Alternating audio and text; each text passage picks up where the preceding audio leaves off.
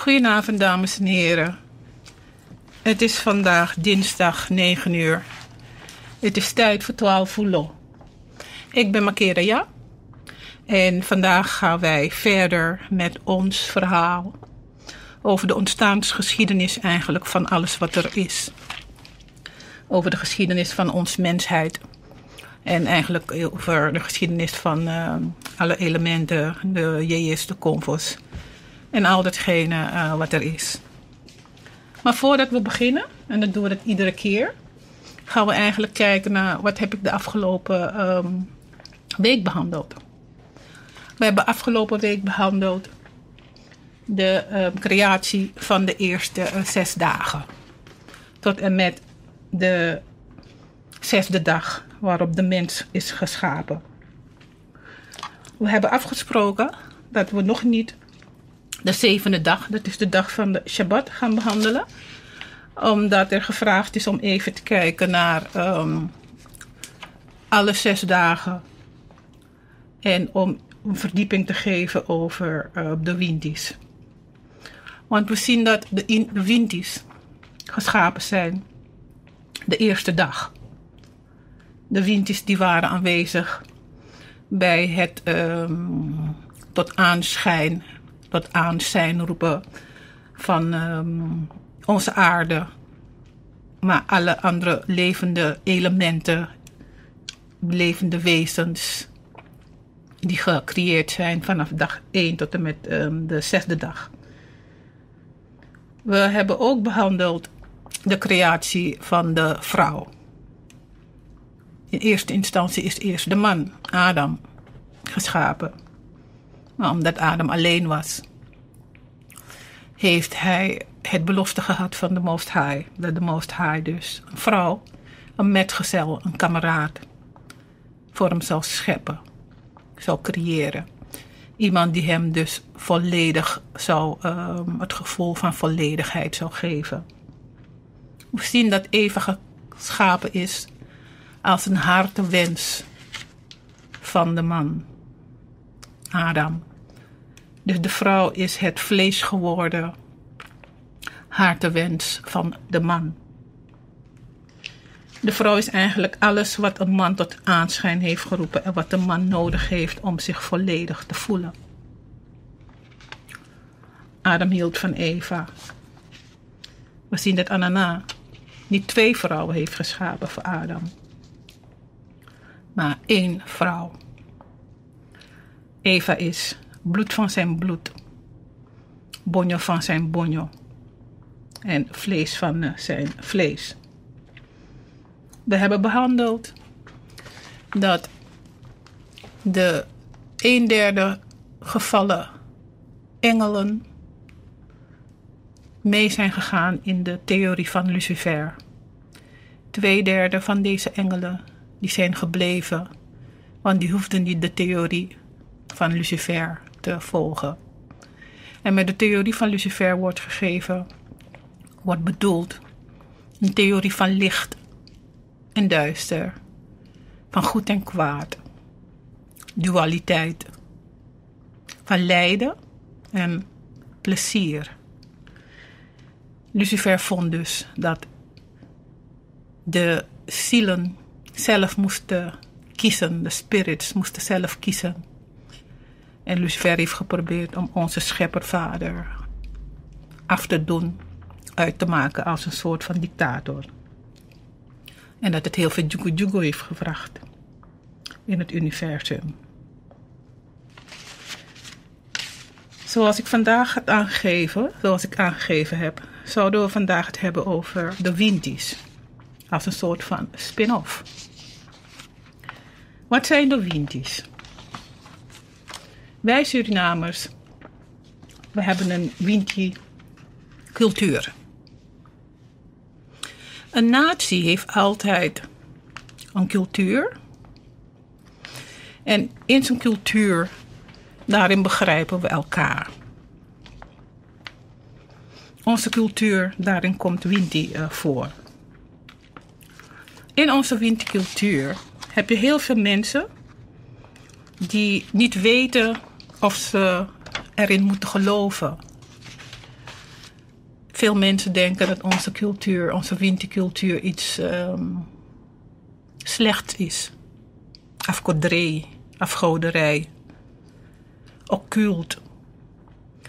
En omdat alle mensen van 12 geboren zijn met een liefde voor God in hun hart, weten wij eigenlijk diep in ons binnenste niet wat de Winti's zijn. Het is niet voldoende breed aan ons verteld. Vandaag ga ik proberen naar de boeken die er zijn te kijken waarom wij eigenlijk zo weinig weten van de Winti's en wat ze eigenlijk zijn. Want vroeger hadden al onze mensen kennis van de Winti's. We leefden met de Winti's samen. Want wat zijn Winti's? Winti's zijn engelen. Maar we zijn de kennis van deze engelen kwijtgeraakt. Veel Surinamers zijn christenen. En in de christelijke leer wordt er heel veel melding gemaakt van engelen. Het christendom is ons eigenlijk opgelegd door onze, hoe zal je dat noemen, de Europeanen. De mensen die ons gekolonialiseerd hebben op ieder gebied. Emotioneel, spiritueel en lichamelijk. Door die kolonialisatie hadden we geen zeggenschap over datgene wat wij naar binnen brachten. Emotioneel, spiritueel en zelfs fysiek. Zelfs dat wat we in onze mond brachten, waren wij niet de baas over. We waren geen baas over ons lichaam. Het was allemaal voorspeld dat we dat een volk dit zou kwijtraken. En het volk, dat zijn wij, 12 Fulo. Wat we ons moeten realiseren is dat we tijdens die periode van slavernij alles zijn kwijtgeraakt. We zijn kwijtgeraakt onze meest ancient kennis. De kennis die ons eigenlijk linkte aan het begin van de mensheid. Het begin van het ontstaan. Die ons linkte aan onze eerste vader en onze eerste moeder Adam en Eva. Die kennis hadden we voordat we verstrooid zijn geraakt en in de hele wereld als mensen zonder kennis zijn verstrooid en tot nu toe zijn. Dus we zijn onze oeroude primaire kennis, bestandskennis van het heelal, van de schepper en van al wat is, zijn we kwijtgeraakt. We zijn kwijtgeraakt onze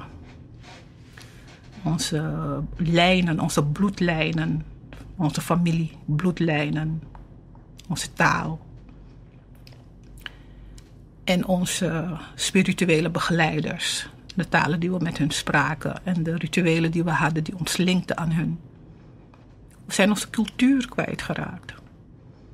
En een cultuur, dat is de ziel van een mens. Want in de cultuur zit alles wat ons kracht geeft. Als je naar de Bijbel kijkt, dan zie je in 2 Korintië 10 vers 14.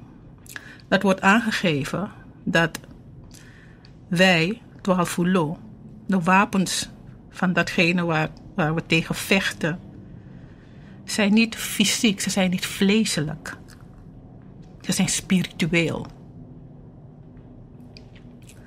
Een Winti is geen vleeselijk entiteit. Een Winti is een Yeye. En een Yeye is een spirit. Kan je niet aanraken. Kan je voelen, maar kan je niet zien met je ogen. We zijn door de slavernij de kennis kwijtgeraakt van het hele onzichtbare rijk. En we zijn er bang voor gemaakt. Omdat mensen ons gezegd hebben dat het occult is. We zijn onze taal kwijtgeraakt. En de taal is eigenlijk een sleutel waarmee je eigenlijk kan linken met het zichtbare en het onzichtbare. En met die taal spraken we met onze voorouders en met onze voorouderlijke jejes. We mochten heel lang niet lezen. En in die tijd dat we niet mochten lezen, werden er heel veel van onze tabletten, boeken, kennis, perkamenten, verbrand, gestolen, weggehaald uit onze tempels, weggehaald uit onze kamprosus en gevoerd naar de landen van de mensen die ons eigenlijk gekolonialiseerd hadden. Dus we zijn veel kwijtgeraakt, ontzettend veel. Soms hebben we het besef nog niet eens hoeveel we zijn kwijtgeraakt. En wat er eigenlijk met ons gebeurd is. Onze taal verbindt ons met spirits, met jejes. Bijvoorbeeld iemand die een kromantie zou krijgen, die praat niet in het Nederlands, maar die praat in kromantie-tongen. Zo heb je ook Apuku-tongen, Ingi-tongen. Deze tongen, deze talen zijn talen die onze voorouders spraken vanaf het begin van de creatie. Dus om terug te komen, wat zijn Winties? Winties zijn engelen. Maar je hebt verschillende soorten. Wat is een engel? Een engel is een boodschapper. Een boodschapper van Tatayau. Wie is Tatayau? Tatayau is Yau, Yahweh, Yahwo. Gado di tekisting. Di wakatap grontapu, di wakamindri libisma. Yau, Yahwo. Degene die heel dicht bij onze scheppervader staat. Die zijn wil uitvoert. Die het woord is, die geschapen heeft al wat is. Die de wil van onze scheppervader uitvoert. Die onze scheppervader in het vlees is. Dat is jou. Als we kijken naar engelen, dan doen engelen wat Tatayau hun gezegd heeft dat zij moeten doen. Want zij voeren zijn bevelen uit. De engelen kan je verdelen. Engelen zijn spirits, ze hebben geen lichaam. Engelen kan je verdelen in die twee groepen. Degene die Lucifer volgen, die 1/3. En die 2/3 die blijvend volgen datgene wat onze scheppervader en Tatayau voor hun heeft uitgestippeld dat ze moeten zijn. Dus engelen zijn Jejes, spirits. Je hebt spirits die een lichaam hebben. Van vlees en bloed en bonjo.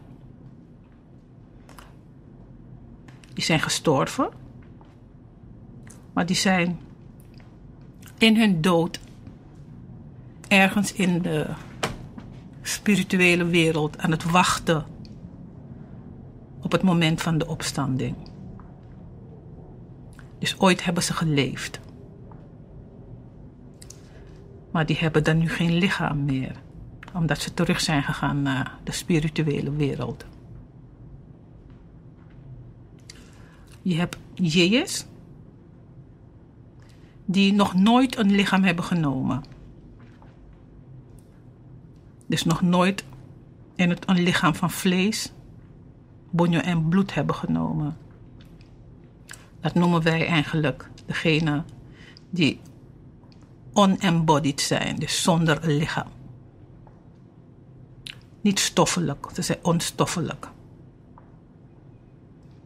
En dan heb je, ze zijn onstoffelijk, dus ze hebben geen zichtbare vorm. Ze zijn onbelichaamd. En dan heb je degene die disembodied zijn. Dus die zijn ook onstoffelijk, maar ze zijn losgemaakt van een lichaam. Zonder dat ze eigenlijk wachten in de spirituele wereld. Maar besloten hebben, doordat ze goed geleefd hebben, dat ze ons gaan helpen. Dus dat zijn dan 3 soorten spirits. Dus degene zonder lichaam, die wachten tot op het moment van de opstanding. Degene die nooit een lichaam van vlees hebben aangenomen, dat zijn onbelichaamden. En degene die ooit wel een lichaam hadden, maar heel goed geleefd hebben en door Anana nu de gelegenheid krijgen om ons als mensheid te kunnen begeleiden. Suriname noemen ze ook wel Cabras. Degene die nooit een lichaam gehad hebben, de onbelichaamde, die noemen wij Wintis. Dus Wintis zijn jees, onbelichaamd, die nooit een lichaam gehad hebben als mens. En met deze 3 jees, die kennen we allemaal in onze Winti-religie. Wij in onze Winti-religie, we werken met de Wintis en met de Cabras.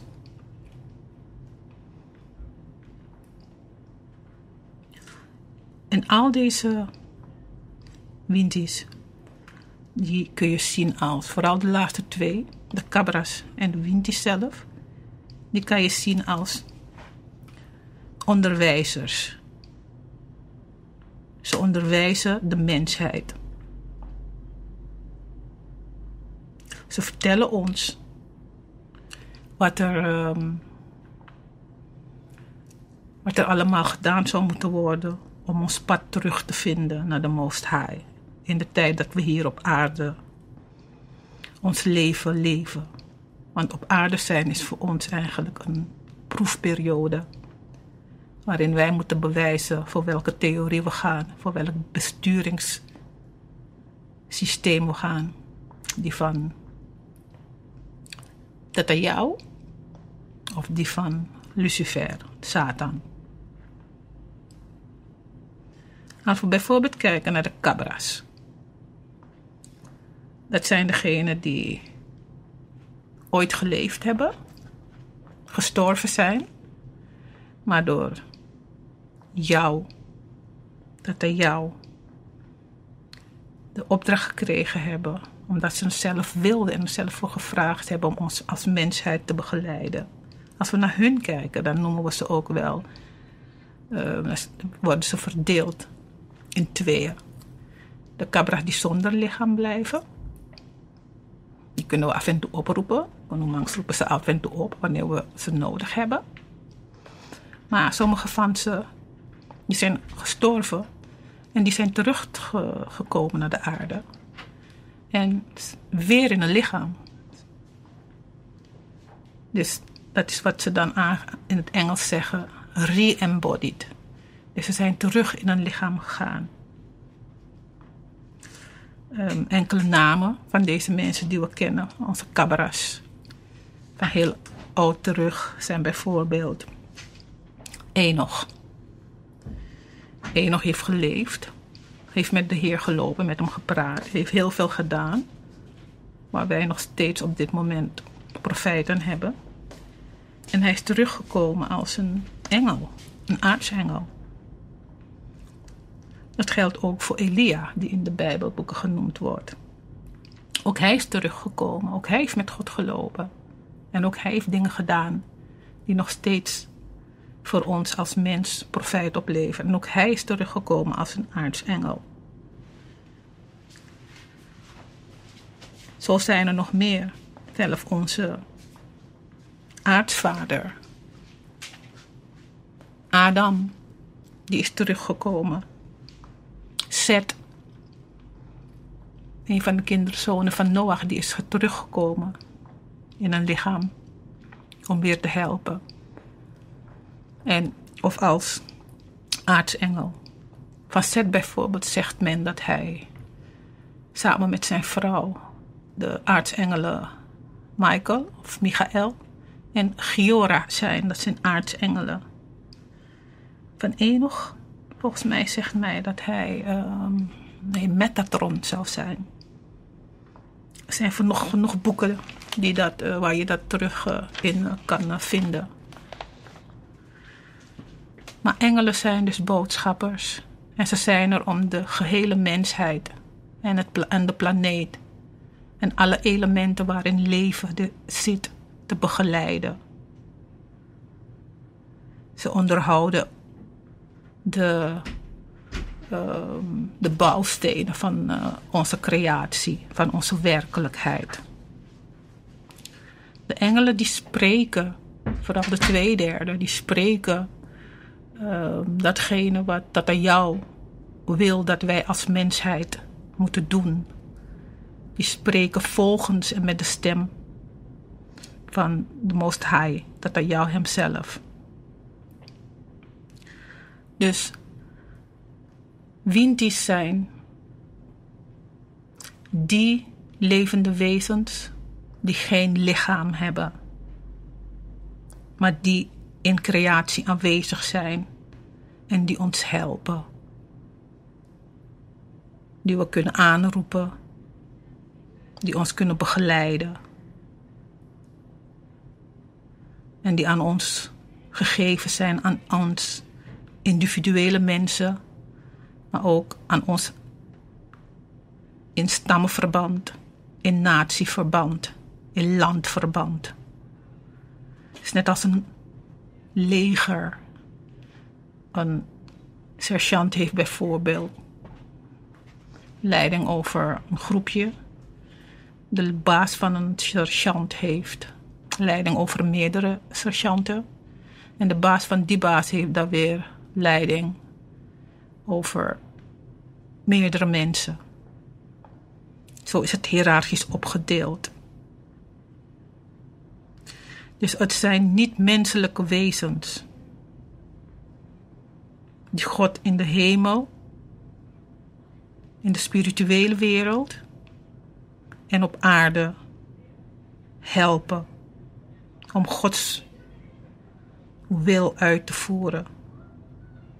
Ze onderwijzen mensen, brengen licht. En licht in dit geval is kennis. Zij zijn verantwoordelijk voor het brengen van kennis naar de mensen.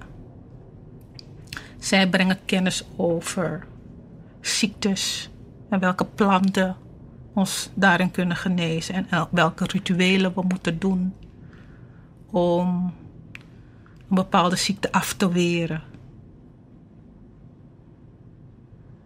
Engelen hebben namen. Jezus Winties hebben namen. In de Bijbel wordt er heel veel melding gemaakt van engelen.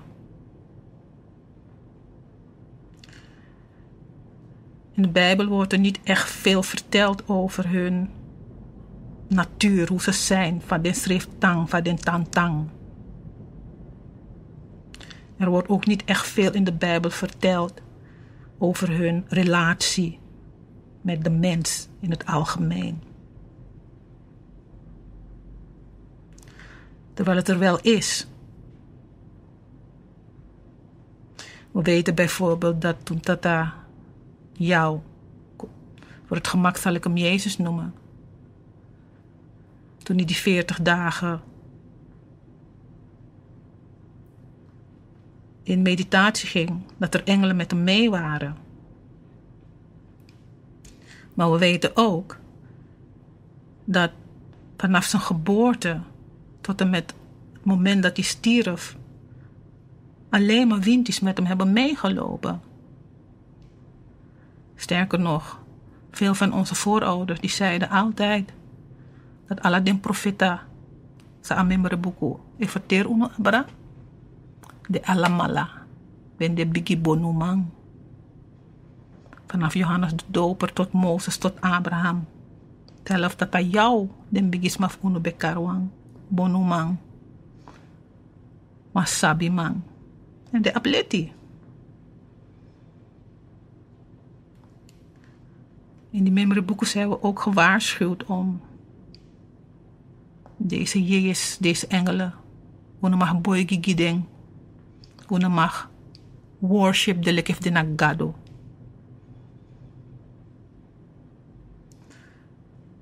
We worden ook erop gewezen dat er goede en slechte er zijn. De ala tu de tap goron tapu. Awang etja bung, atrawang etja ogri. Awang etja beterschap, atrawa e mislei en tja siki. Awang e pur makanawi pasi, atrawa e pot makanawi pasi.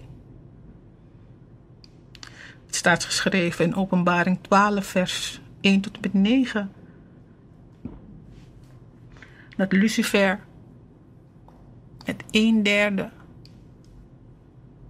van zijn sterren naar de aarde is neergeknuppeld, neergeslagen, verbannen door aartsengel Michael.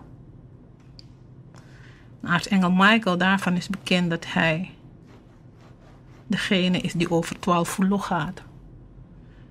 Dus Wika Tibop Ching, aartsengel Michael, Eluku Abra Unu. En Unu sabelek set, maar voor den manboy, voor Noah. Noah dina grandpapa voor alle libisma tapu tapu, omdat uit den 3 zonen voor een libisma kom. En 12 voelok moeten uit Azoon Sadeka Shem. Shem na Melchizedek. En Melchizedek doe voeren dat unu na grondtapu unu voor 12 voelo. Ti de na de ontnap ite in grondtapu dat unu de uitgeroeid. Want voeren covenante ago aan nanga anana nanga ome winti. Dat ti de na de winti de en de luku unu ete. Abra de covenant sa anan sa Shem Melchizedek. Apapa voor alles, maar voor 12 voelo meki nanga de winti. Daar zal ik in een paar andere lessen over praten, want daar is genoeg informatie over. Een beeld zou abi voor engelen nadat chiwet baby nanga vrij. Dat aan een boombeeld. Dat na loman beeld. Engel na vrij.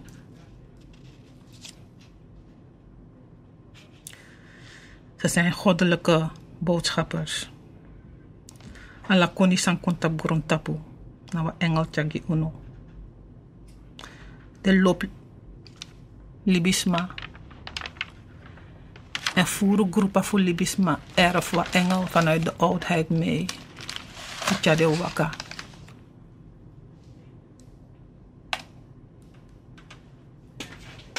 If je look bijvoorbeeld aan woord sawekar, juka. De ombroka woord juka in toe. In ju. Want ju na wang afstammeling voor Juda. Je weet makare o Jood. En akka. Nou, Egyptische woord zij betekent levenskracht, levenszin, primaire ziel. Een hoofdaspect van de ziel. Dat ik ite ka woord ju nang akka. Dat ipote na makandra. Dat woord ju ka betekent een restant van essentie voor den ju. Den ju die dalibi ete die de ete a groep voor ju san de ete lek fagado betak abo verstrooide maar waar restant abo libi. Omdat de ondero witman rulership. Den draai alles aan 180 graden. Den poor abribi sa unu be abi voor Melchizedek. En abribi sa unu be abi voor Melchizedek. Nou een bribi voor konfo nanga winti. Twaalfule de bende, twaalfule umbede furu en langa, bijna 430 jaar onta in Egypte. Twaalfule beïnvloedt de geschiedenis voor Egypte. Maar de schrift twaalfule puur uit geschiedenis voor Egypte. Ook tot daar is heel veel informatie. Dus de luku juka. Abe de wan san fu shenfu. Maar ben shenfu de wan juka. Maar omdat alasan 180 graden. Alasan sa unu ben de trots na tapu. Katibo de mekun shen. Die ascensie sa unu ben de. Dus wala ben de juka. En vooral de wan die longwe. A haat sa waka midden. Sma kenki a woord juka. Kontrowang. Bospotting. Maar luku na woord de boom. A ka. Na wan sansa ne dede. A ju. Na wan neng. Sa in de oudheid dengi ala den boy fu 12 lo. Die kom ik a 12 lo. Zelf dat ik kan zoeken op. Ik kan zoeken op naar Wikipedia. Voor sap suma na wan ju. En voor a woord to dat waka. Verbaster. En ook to ik kan zoeken sa na wan ka. En dat je shitak juka e betekent a levenskracht. Voor den ju.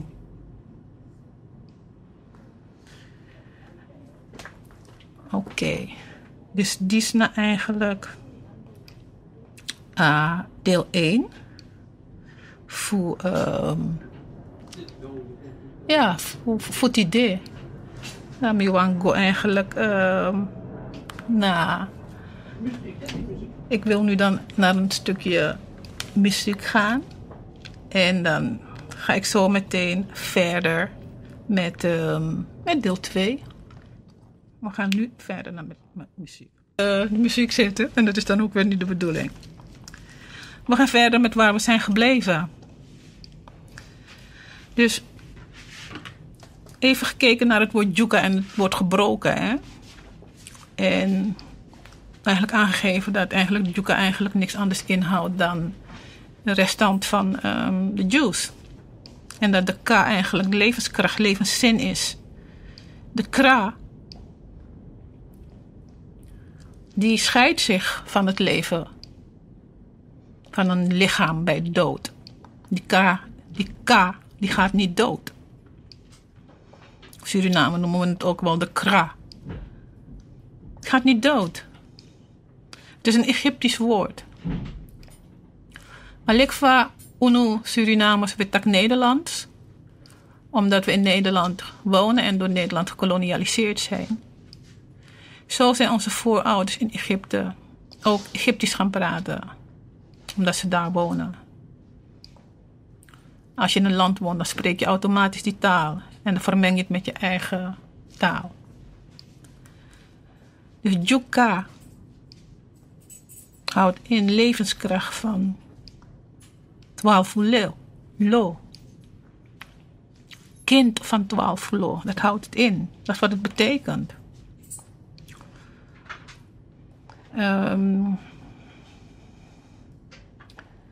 Dus eigenlijk zegt het dat het een restant is van Israël. Kinderen van Jacob, zonen van Jacob. Dus een juka is een zoon van Jacob, die dit deed. Maar heeft de juka eigenlijk de kennis van zijn voorvaderen? Heeft Twaalfulo nog de kennis van zijn bigisma? Voor Adam komt het idee. Er is veel met ons gebeurd. Worden we nog door onze windjes begeleid? Weet Twaalfulo van wie die afstamt? Behalve die Katibo-verhaal is er nog zoveel meer.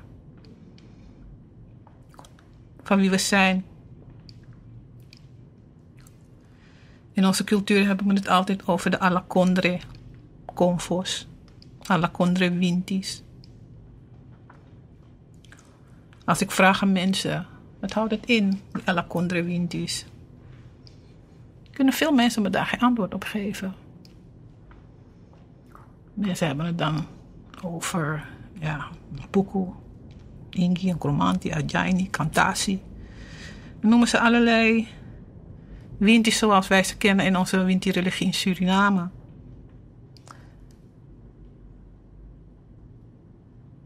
Maar al deze Windis zijn eigenlijk Windis die elementen aanwijzen. Puku een bos-element, Watraingi water-element, Busingi bos-element, Gorowinti aarde-element, Kantasi vuurelement, of ook weer niet, toch wel een boselement. Dus we zijn veel kwijtgeraakt. Want op een ander niveau, als je naar de Sebi Kondre Convo kijkt, of naar de Sebi Kondre, een Kondre, op het niveau van de Kabbalah,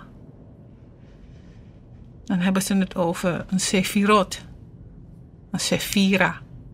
Dat is een sfeer.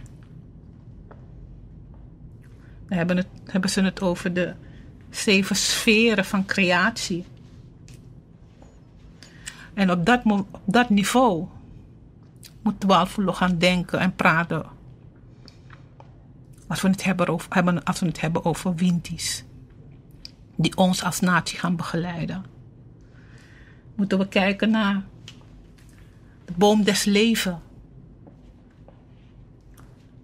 Want Anana heeft het gezegd. Op een volk tapak grond tapu jenanga sum aitaki en dat na 12 lo. In de Bijbel staat geschreven dat Anana niet tak nanga trasma uit de tranatie. Dus alle den priesters zouden verteren in Christianity. Dat nou een traleri. Want Anana taki anetak nanga volku nanga wan travolku. Poit a volku fu 12 lo. En alle de elementen, ta uno ekati de na de wind in stranang, den de.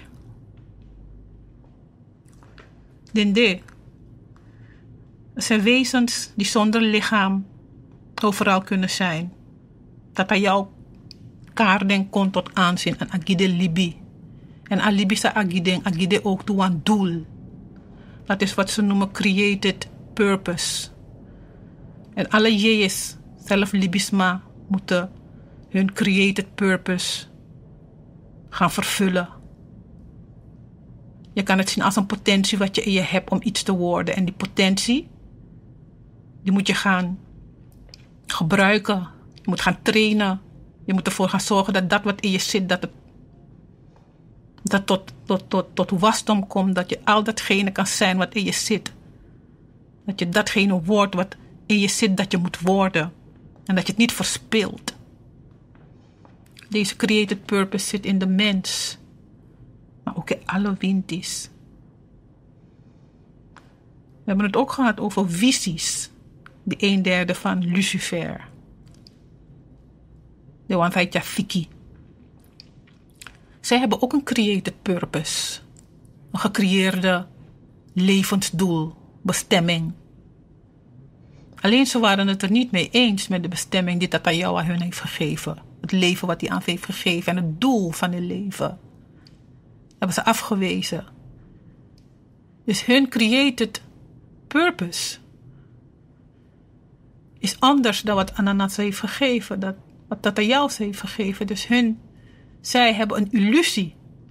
Want alleen wat jou heeft gegeven, alleen dat is waarheid. Al het andere is een illusie. Als we naar onze Windis kijken, hebben we er best wel veel. Onze Windis in Suriname zijn aangepast aan de omstandigheden waarin we waren in Katibo. In Suriname Busi Belai, Watra Belai. De lucht is overal. Maar als we de Jezus brengen naar het niveau van onze voorvaderen, dan brengen we ze naar het niveau van deugden, normen en waarden. Want dat is wat Windis aan ons gebracht hebben. Normen en waarden. Ufen unu passie go bakanana. En de normen en waarden die er in de Sebi Kondres zijn. Nou, onko wiki. De je elkaar unu dat un jompo go in den sferen, den kondre. De sferen zijn de allemaal op wanneer. Of daarna kon je naar sabi. Trouwen naar wijsheid. Of daarna lobby firi. Of daarna emotionele kracht en volwassenheid. Geduld. Harmonie. Kingship, koningschap. Oordeel. Dat zijn allemaal sferen waar je nog dieper in kan gaan. Waar Jezus over waken. En wij als 12 Fulo hebben al deze Jezus als Jezus gehad. Die ons begeleiden. Akoni die sto ete inu alamala. Bijvoorbeeld de Apuku. Die kent de Bijbels van de 12 Fulo nog beter dan een Libisma dat kent. Furu koni nanga sabi de in de wind of unu. Het wordt tijd dat we de juiste vragen aan ze stellen. Want we hebben heel veel tegenwerking gekregen tijdens Katibo. Furus makenki apatsa umus bewaka.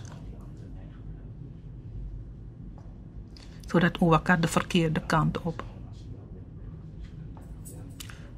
Tijdens Katibo, den bron, den vernietig, den potisma in unu egi kulturu, leiden de opvoedtegi unu, het tegenovergestelde sambende. Maar ook omdat we op een overlevingsmechanisme varen, voeren voor den bigisma of unu, dede gwenanga ome koninanga ome sabi. En if je dit hebt overleving, dan je ego het taki. Want je want alibi. Dus u las voeren. En er is ook heel veel onjuistheid in ons geïnjecteerd. Zodat unu koni nanga unsabi bemang waka laulau fasi. Dat a waarheid ben moeten uit unu leri. Voor unu winti sabi lassi. Contro afkodrei.